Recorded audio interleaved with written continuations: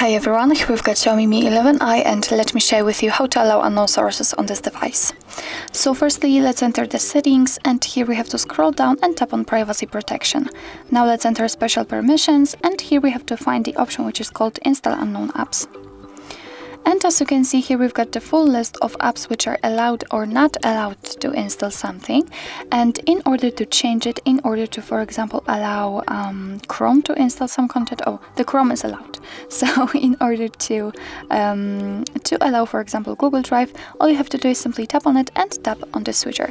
As you can see, here we've got the danger, here we've got the warning that that install apps from unknown sources is a highly sensitive permission, so you're doing it on your own responsibility, because some third-party apps aren't verified by the developer, so you may put your device on the risk.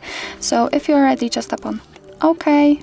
And actually you have to tap here in order to tick this this information that you're aware of the possible risks and so on. So let's tap on OK, and as you can see right now it is active, and after getting back you can see that from now on the drive is allowed to install some content.